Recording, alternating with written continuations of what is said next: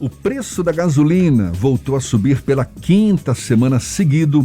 O litro já chega a custar quase R$ 8 em alguns postos do país. No Rio Grande do Sul, o litro já é vendido a R$ 7,99, o maior valor médio registrado no Brasil, segundo o levantamento da Agência Nacional do Petróleo. E afinal de contas, o que leva a essa série de aumentos? As soluções apresentadas por alguns governos estaduais em relação ao ICMS foram acertadas? Bom, a gente fala mais sobre o assunto e conversa agora com o professor de Economia e Finanças, Antônio Carvalho, nosso convidado aqui no Issa Bahia. Muito obrigado por aceitar nosso convite, seja bem-vindo. Bom dia, professor. Bom dia, Jefferson. Bom dia, Fernando. Bom dia, ouvintes do Issa Bahia. Professor, a alta dos combustíveis, a gente sabe, tem gerado aí uma grande discussão. O próprio presidente Jair Bolsonaro não poupa críticas públicas aos estados, também agora a Petrobras. Em mais de uma ocasião disse que busca uma forma de ficar livre da estatal, também não raro isenta o governo federal desse problema. Qual é a avaliação que o senhor faz? A responsabilidade, afinal, é de quem, professor? Jefferson e ouvintes do Issa Bahia, não tem ninguém isento nessa história toda. O aumento do combustível, antes de comentar exatamente sobre a sua estrutura, ele tem um funcionamento que nos preocupa ainda mais, porque ele não é somente um bem de consumo direto, ele é um produto que compõe a cadeia de praticamente todos os bens e serviços do país. Logicamente, quando existe qualquer aumento no combustível, ele impulsiona o aumento de todos os demais produtos e serviços. Então, acaba sendo uma espécie de prévia de inflação. Aumentou o combustível, sabemos que haverá um aumento generalizado de praticamente todos os bens e serviços. O preço do combustível no Brasil, Jefferson, Fernando e ouvintes do Isso é Bahia, é a forma que ele é contabilizado. Então, assim, existe responsabilidade de todos os entes, desde a produtora, a Petrobras, até o ponto de venda. A política de preços adotada pela Petrobras, que é uma política bastante controversa para a maioria dos brasileiros, entender como um país autossuficiente em petróleo, como o nosso, pratica um preço dolarizado, é uma política internacional. Essa commodity tem, tradicionalmente, no mundo inteiro, o seu preço fixado pelo dólar no mercado internacional. Logicamente, a Petrobras segue essa mesma política. Para que isso mude, precisaria aí de um esforço do governo, possivelmente com participação do parlamento. Outro ponto bastante crítico, na minha humilde opinião, o mais crítico dos preços do combustível no Brasil é a forma de tributação. Diferente de todos os demais produtos e serviços, caros ouvintes, que os impostos incidem sobre o preço de produção. Então, hoje, por exemplo, a Petrobras, inclusive, faz uma campanha informando o preço de origem. Se mesmo com a carga tributária elevada, que na minha opinião é elevada, não há por que você ter tantos tributos em percentuais tão elevados sobre um item tão essencial como combustível. Mas ainda que eles, nos percentuais que são praticados no Brasil hoje, fossem praticados sobre o preço de custo, o preço na origem, nós teríamos hoje uma gasolina, por exemplo, talvez abaixo de R$5. O grande problema é que, diferente de qualquer outra mercadoria, por exemplo, você compra em outra unidade da federação, dá só um exemplo, se você comprar uma mercadoria aqui na Bahia, no estado de São Paulo, e ela tiver lá um ICMS médio, o ICMS médio do Brasil é de 17%, se você comprar uma mercadoria de R$100, você vai pagar 117, R$100 pela mercadoria, R$17 de ICMS lá no estado de São Paulo. Caso haja diferença de alíquota, aí o cálculo é feito sobre o preço de venda na Bahia e recolhido a diferença. Como nem todos os estados são produtores de petróleo, e ele representa um volume para a economia, para a arrecadação dos estados muito grande, isso foi unificado entre os estados, ou seja, todos os estados têm direito à arrecadação do ICMS, independente de serem produtores ou não. Mas a forma que é utilizada para a base de cálculo, ou seja, o preço de venda. Então, diferente do produto que você compra e paga o ICMS lá na origem, né, não só o ICMS, mas IPI, todos os impostos incidentes, no preço da gasolina, falamos sempre da gasolina, que é o combustível mais popular, no preço do combustível é utilizado o preço de venda. Isso é que é ruim, muito ruim. Então, calcula-se a média dos preços no Estado e usa esse preço como base de cálculo. É uma situação muito complexa, não é? Como o senhor mesmo está deixando claro aí para a gente. E para o consumidor final, aquele que está lá na ponta, até de difícil compreensão. Agora, o fato é que está ficando insustentável essa política de preços da gasolina, uma vez que o reajuste tem sido constante, está chegando num patamar insuportável. Qual é a luz no fim do túnel? Colocar numa mesa para discutir estados, governo, política de preços, porque está chegando num nível em que muita gente está abandonando o carro, não é? Porque não tá tendo condições de seguir adiante. Exatamente. Nós tivemos conhecimento aí, através dos órgãos de imprensa, na semana passada, que motoristas por aplicativo estão abandonando a atividade, outras pessoas estão reduzindo muito a utilização do automóvel por conta dessa alta de preços dos combustíveis, que está se tornando, como você bem disse, Jefferson, insuportável. O que é possível fazer? E aí muita gente fala do governo.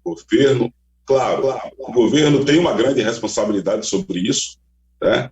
Ele pode atuar de algumas formas, não são tão amplas como a maioria da população acredita. O governo é apenas um entre todos os agentes econômicos. Mas vamos lá, Jefferson.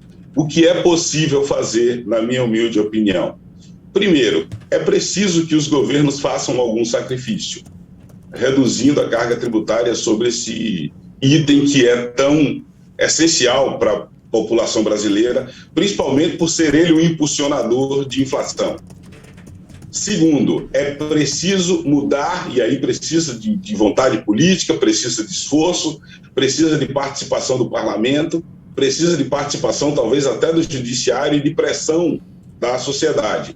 É preciso mudar a política de preços, desde o preço da origem até a base de cálculo dos tributos incidentes, que está, na minha opinião, equivocada e que vem sendo mantida assim desde sempre e nunca se mexeu. Agora que nós estamos vivendo um momento de inflação, e é uma inflação terrível, porque nós temos duas dimensões da inflação, Jefferson.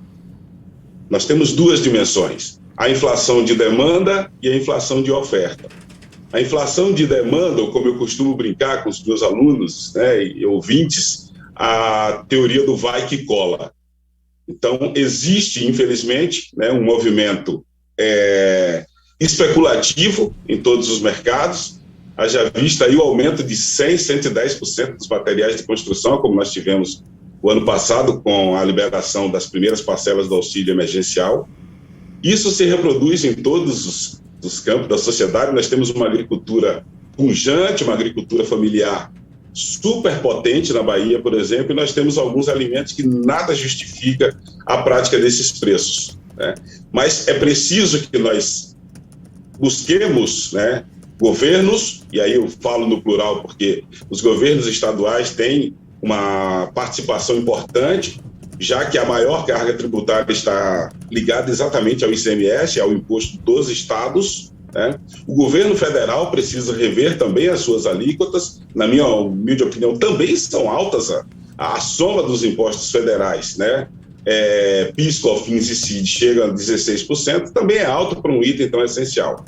Professor, quando os nossos ouvintes ouvem falar sobre aumento de combustíveis, eu já tive um feedback aqui nas redes sociais e até no WhatsApp, mas eu não tenho carro, eu não dependo do combustível diretamente, o que é uma falsa sensação de que ele não é atingido pelo reajuste dos combustíveis.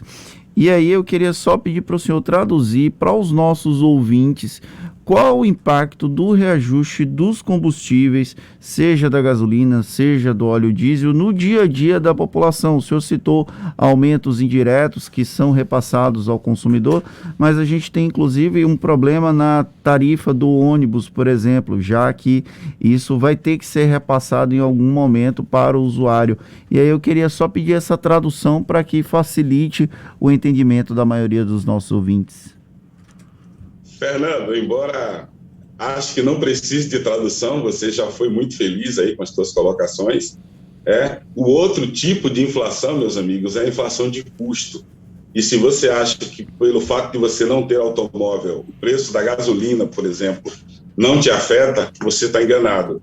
E quando o combustível aumenta, aumenta o preço de tudo, porque tudo é transportado usando combustível.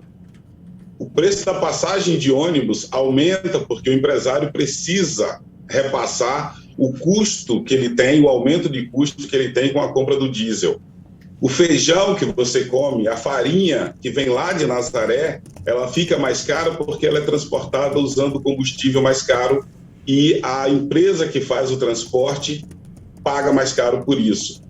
As frutas que o mercadinho do teu bairro, que o dono do mercadinho do teu bairro vão buscar ali no Ceasa, na divisa com o município de Simões Filho, fica mais cara porque ela vem muitas vezes de regiões do estado mais distantes, são utilizados veículos para transportar essas frutas e também do Ceasa até o ponto de venda.